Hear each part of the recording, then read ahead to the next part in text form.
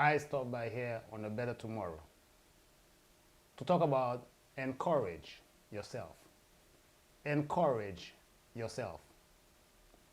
Lately, I've been seeing so many people. So many are being discouraged and giving up. I've seen it among those who are rich. I've seen it among those who are poor. I have seen it with the middle class. I have seen it among the older folks. I have seen it among the younger generation. And I have seen it among young children. Discouragement is causing murders. Discouragement is causing suicides. Discouragement is causing divorce. Discouragement is causing sicknesses and much more. Discouragement is one of the most devastating enemies of every man, every woman, every boy, and every girl. It is one of the most terrible enemies that can destroy people everywhere and anytime, no matter where you live, how rich or how poor you are. It is easy to allow the pressures and burdens of this life to overpower us and cause us to despair. Discouragement has caused so many tragedies and so much trouble. It has made so many people to drop out of church, to leave jobs, to leave family, to drop out of school, and to drop out of relationship. It has caused many to give up on God.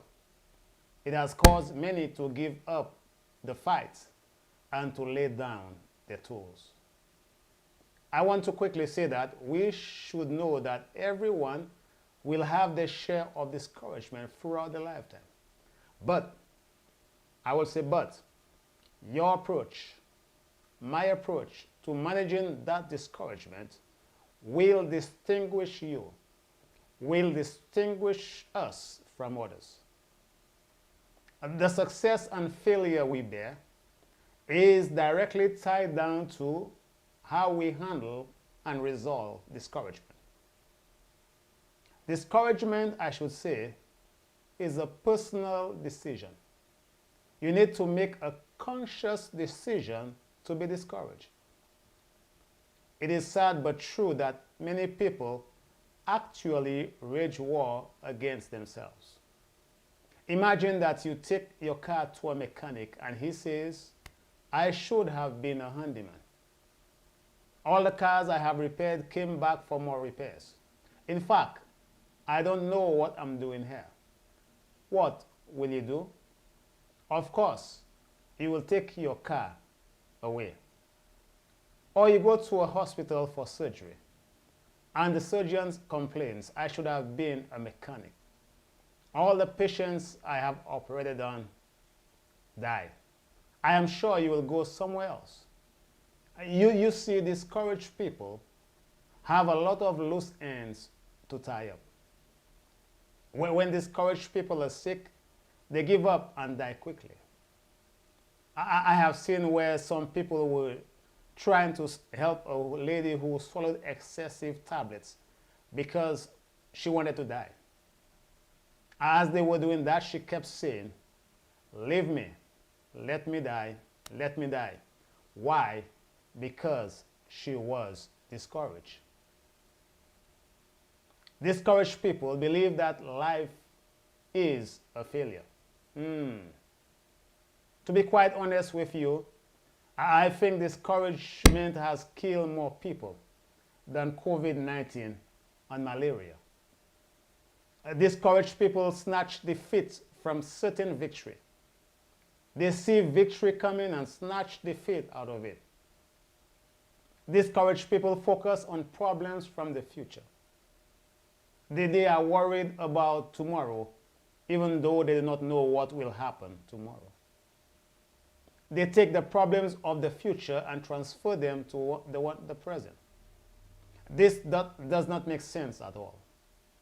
But the question I have today is, and this is the myth of the discourse, What does a person do when discouragement sets in and he feels useless, like a complete failure, thinking he or she is abandoned by God and rejected by those who once cared?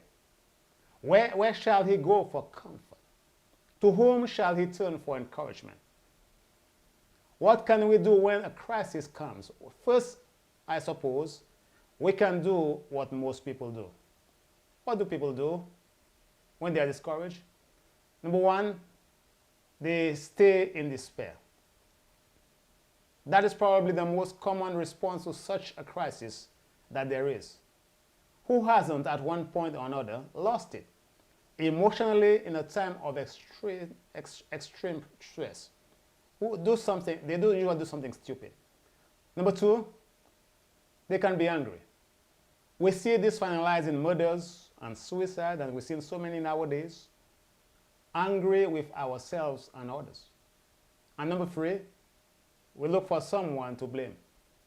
We blame the government, we blame the senators, we blame Congress people, we blame our pastor, we blame our wife, we blame our husband, we blame our children, we blame our jobs, we blame our bosses, we blame our family traits, we blame the community where we live or where we came from. Do I have a witness out there? In a crisis, we can do all these things and we'll find little opposition to our actions because that's the way nearly everybody in the world does it. So we'll find plenty of understanding. But let's take stock here. When we have despaired and expressed our anger and blame others, are we better off or worse? What has been done to resolve the crisis? Nothing. The despair hasn't helped. The anger hasn't helped. The blaming hasn't helped. It never does. These things, though common, are not productive. I stopped by here today on A Better Tomorrow to tell us there is hope if we encourage yourself. I love this. Encourage yourself. Let's go to the Bible, to the book of 1 Samuel. 1 Samuel, the chapter is 30. And we'll go through a few verses, verses 1 through 8. Verse 1 says, "And it came to pass when David and his men were come to Ziklag on the third day that the Amalekites had invaded the south and Ziklag, and smitten Ziklag and burnt it with fire." Verse 2 says, "And they had taken the women captives that they were therein. They slew not any, either great or small, but carried them away and went on their way." Verse 3 says, "But David and his men came to the city, and behold, it was burned with fire, and their wives and their sons and their daughters were taken captives." Verse 4 says, "And David and the people that were with him lifted up their voice and wept. They wept until they had no more power to weep." Verse 5 says, "And David's two wives were taken captives, Ahinoam the Jezreelites, and Abigail the wife of Nabal the Carmelites." Verse 6 says, "And David," I love this verse, verse 6, "and David was greatly distressed." He was distressed, for the people spake of stoning him, because the soul of all the people was grieved, and every man for his sons and for his daughters. But I love this. But David encouraged. David encouraged himself in the Lord his God. Verse 7 says, "And David said to Abiathar the priest, Ahimelech's son, I pray thee, bring me hither the ephod. And Abiathar brought hither the ephod to David. And David, Bible says, inquired at the Lord, saying, Shall I pursue after this troop? Shall I overtake them? And he answered him and told him, Pursue, for thou shalt surely overtake them, and without fail recover all." When we encourage ourselves, I love this. When we encourage ourselves, things will come together. David stopped weeping. Even though he was stressed out, distressed, David stopped weeping. David, Bible says, encouraged himself. We have problems, trust me. We all do. And some have more problems than others. But when we have problems, they are sometimes mature problems, pastors' problems, elders' problems, bosses' problems, job problems, financial problems, children problem. When we have problems, do not wait for somebody to come and encourage you. There is scarcity. I say lack. Lack of people who will encourage you. Rather, when you tell them your problems, say that your husband ran away, they will tell you that your own problem is even better. One will tell you, my own husband is running after me with an axe. So what kind of encouragement is that? I stopped by here again to tell you, no matter what you're going through, what the situation is, encourage. Encourage yourself. Living a positive life can be as simple as what we tell ourselves. Encourage yourself. Our self-talk may be more important than what the world is telling us. Encourage yourself. The best part, we can change what we say in our heads. Encourage yourselves. And I'll tell you 10 ways. 10 ways. Listen carefully. 10 ways you can do this. Number 1 is see divine possibilities. See that the blessings you need can come. You must see that every problem has an end. Trust me. And that the end of a trial will come. Every trial, no matter how long, has an end. Begin to see that God can do something in your life, and He will do it. That the pain, the fear, and the financial problem can come to an end. Begin to see that there is a possibility that things would begin to happen. Number 2, believe that all things are possible. Jesus says that all things are possible to him that believes.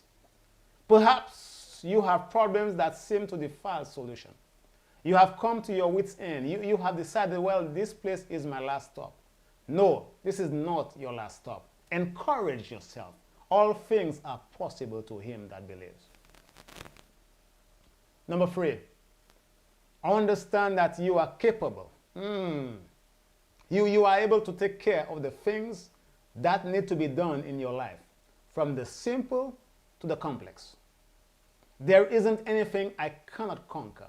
I can do all things, not for myself, but I can do all things through Christ who strengtheneth me. Remember that you are capable even when you are unsure.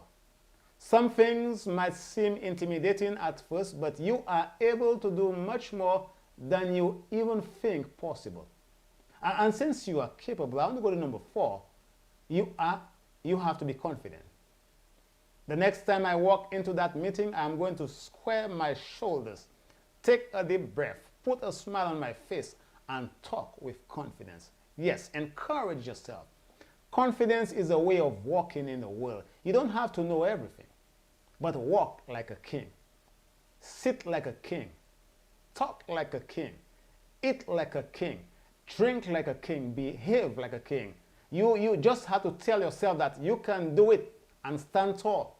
No one will know that you aren't 100% sure. And since you are confident, number 5, take up challenges. You are able to take life's challenges head on and work through them, learning new and exciting things along the way. Life isn't meant to be easy. Working hard and finding new ways of getting things done is what makes it all fun. You see, we miss so many shots because we never throw them. Since we are now taking up challenges, number 6 is we do not need approvals from anyone. I know I don't need other people's approval or compliments to make me feel I am doing the right thing or I am headed in the right direction. And if we continue with such, number 7 says, nobody will take away your joy or my joy. We are responsible for our own happiness. We don't have to find happiness from other people. If I want to be happier, I can do exactly what I need to do to make that happen. In fact, no one is in charge of making me happy. And added to this, I want to jump to number 8. I will not compare myself to others. What you see is not always what it is. Some people walk rich, they talk rich, they look well-fed, they look as if they have a perfect marriage, but it is not always as it looks. Do I have a witness out there? Be yourself. and be content with yourself. There is no one like you in the whole world. You are special. You are peculiar. There's only one of you, one of your kind. Number 9, no one person knows everything in this world. Only God. That's why we have engineers, we have mechanics, we have scientists, we have doctors, we have nurses. So it's okay to ask for help. Stay around positive people. Negative people will bring you down. And knowledgeable people. Stay around knowledgeable people and ask for help if needed. And finally, learn what great leaders do to achieve their goals. The good news is you can achieve your goal and become who you aspire to be. Encourage yourself. Don't give up. Encourage yourself. Too many people nowadays are giving up. Do not give up. When your eyes are turning red, do not give up. When life is becoming disjointed and disorganized, do not give up. When you feel you cannot take another step ahead, do not give up. When trials surround you every day and your enemies are showing themselves as friends, don't give up. Don't give up. When you think that all is lost, don't give up. You still have life. Continue going on. When all things are moving up and the road is so rough and tiring, when you try to smile and the smile is hard work, or when the depths are so much, do not give up. See, the Bible says in 1 Samuel, our earlier text, 30 verse 6, and David was greatly distressed, for the people spoke of stoning him, because all the people were bitter in soul, each for his sons and daughters. But I love this. David encouraged. That's my point today. David encouraged himself in the Lord, his God. There are many texts I can quote you today. I'll quote a few of them. The first one is 1 Peter 5:7. 1 Peter 5:7. Casting all your anxieties, casting all your cares on him, because he cares. God cares about you. He cares for you. Philippians 4:13 says, I can do all things, not some things. I can do all things through Christ who strengthens me. Book of John 16:33 says, I have said these things to you that in me you may have peace. In the world you will have trouble. In the world you will have tribulation. But take heart, I have overcome the world. Isaiah 41 verse 10 says, fear not, for I am with you. He is always with us. Be not dismayed, he said, for I am your God. I will strengthen you. Encourage yourself. He said, I will help you. Encourage yourself. I will uphold you with my righteous right hand. Isaiah 40 verse 31 says, but they who wait for the Lord shall renew their strength. They shall mount up with wings like eagles. They shall run and not be weary. They shall walk and not faint. Encourage yourself. Proverbs 3:5-6 says, trust in the Lord with all your heart, and do not lean on your own understanding. In all your ways acknowledge him, and he will make straight your paths. Encourage yourself. Joshua 1:9 says, have I not commanded you? Be strong and courageous. Do not be frightened, and do not be dismayed, for the Lord your God is with you wherever you go. Encourage yourself. John 14 verses 27 says, peace I leave you. My peace I give to you. Not as the world gives do I give to you. Let not your hearts be troubled, neither let them be afraid. Encourage yourself. Psalms 23 verse 4 says, even though I walk through the valley of the shadow of death, I will fear no evil. For you, God, are with me. Your rod and your staff, they comfort me. Encourage yourself. Philippians 4:6 says, do not be anxious about anything. Nothing.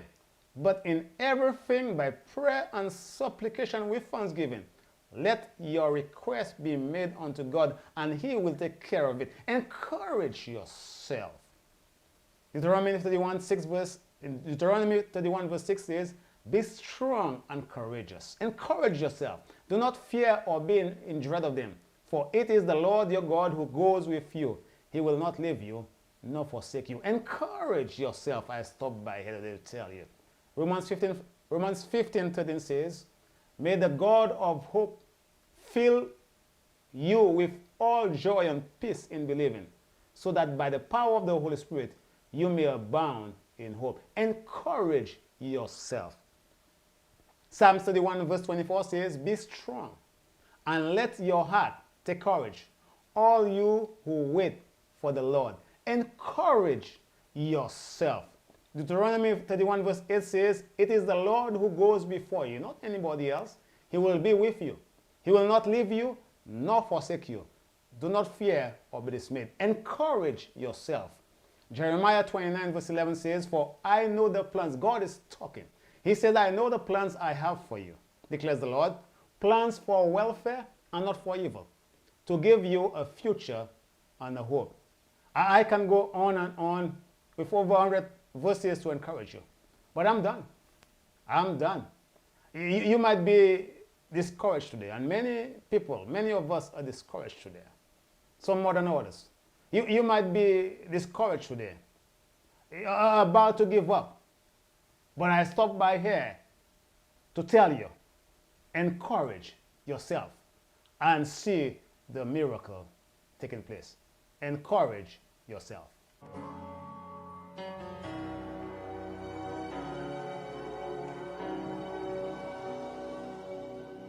Standing at the crossroads of faith and deepest fear, so afraid of failing if you move on from here.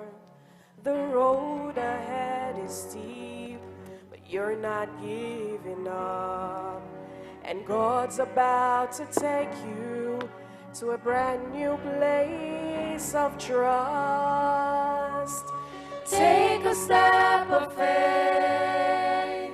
It's time to move. Lay aside your fears and watch what God will do. There's victory ahead. That mountain's not too high. Friend, hold on, 'cause you're about to climb.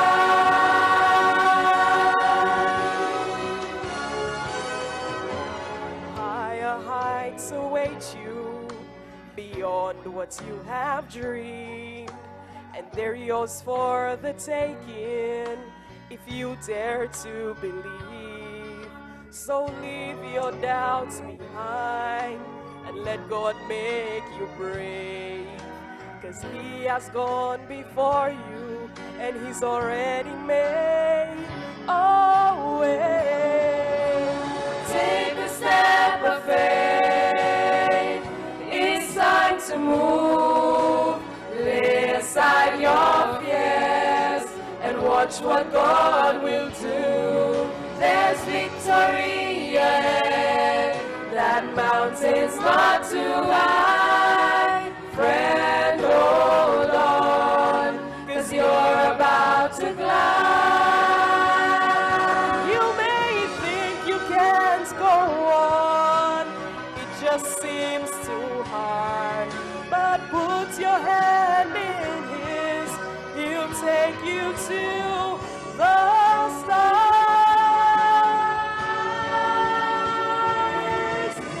Take a step of faith. It's time to move.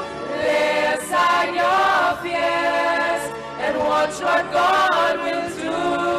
There's victory ahead. That mountain's not too